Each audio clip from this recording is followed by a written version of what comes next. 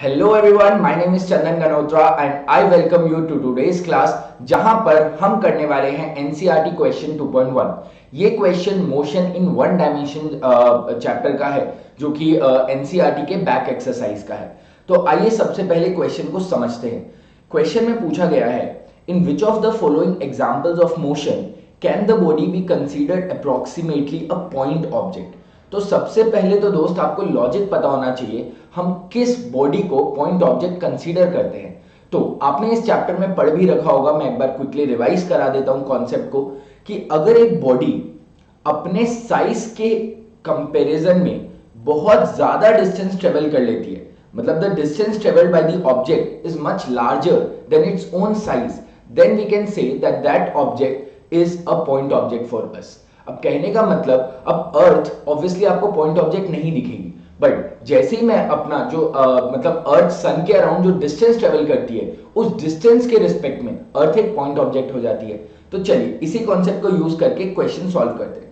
पहला क्वेश्चन, पहला ऑप्शन पूछ रखा है, a railway carriage moving without jerks between two station. अब देखिए, जो एक रेलवे कैरियज है, सो फर्स्ट क्वेश्चन में, अब रेलवे कैरियज मतलब रेलवे का एक डब्बा, ठीक है, ये स्टेशन ए से स्टेशन बी की तरफ अगर हम इसको लेकर जा रहे हैं, तो कितना ज्यादा डिस्टेंस होता है बिटवीन टू स्टेशंस, राइट। तो एक कैरियज उसके हिसाब से एक पॉइंट ऑब्जेक्ट कंसीडर किया जा सकता है, right. So that is point number 1। तो मतलब हम इसको पॉइंट ऑब्जेक्ट कंसीडर कर सकते हैं। सेकंड आ जाता है, a monkey sitting on the top of a man cycling smoothly on a circular track. अब बी ऑप्शन में क्या है, इन्होंने सर्कुलर ट्रैक को स्पेसिफाई नहीं किया कि वो कितना बड़ा है।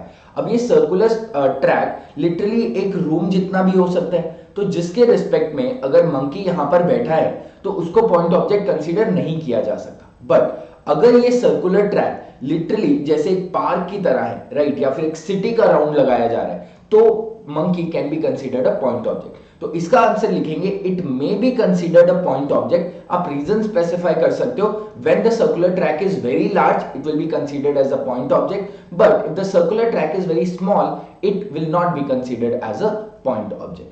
ठीक है दोस्त, अब आ जाते हैं ऑप्शन नंबर सी पर।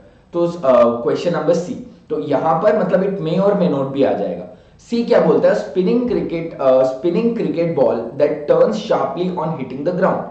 अब एक क्रिकेट बॉल है जो कि शार्पली टर्न हुई आफ्टर, तो मतलब ऐसे आ रही थी तो यहां से शार्पली टर्न हुई, राइट। तो अगर मैं ये वाले साइज की बात करूं और ये जो डिस्टेंस इसने टर्न पर लिया, राइट, क्या ये बहुत ज्यादा है? नहीं, राइट। जब एक क्रिकेट बॉल ऐसे स्पिन करते हुए नीचे आके टकरा के अपना मोशन का डायरेक्शन चेंज करती है, तो इस डिस्टेंस ट्रेवल्ड और इस क्रिकेट साइज का बॉल इतना भी ज्यादा डिफरेंट नहीं है, मतलब ये डिस्टेंस ट्रेवल इतना भी ज्यादा नहीं है कि उसको हम नेग्लेक्ट ही कर दे। तो इसमें आ जाएगा no, it can not be considered a point object. ठीक है दोस्त, तो यहां पर ये it can not be considered a point object आ जाएगा। डी ऑप्शन बोल रखा है, a tumbling beaker that has slipped off the edge of a table, right. अब एक हमारे पास टेबल है, राइट, और टेबल के यहां से एक बीकर क्या कर जाता है, यहां पर एक बीकर है, वो ऐसे नीचे गिर जाता है, टिक टिक टिक करके गिर जाता है। अब इस बीकर के साइज के हिसाब से ये जो यहां पर गिरा, ये जो इसने डिस्टेंस ट्रेवल किया, ये बहुत ज्यादा नहीं है, right. So in this case also will say no, it is not a point object. So that was question 2.1 from motion in 1D. Hope you like this solution.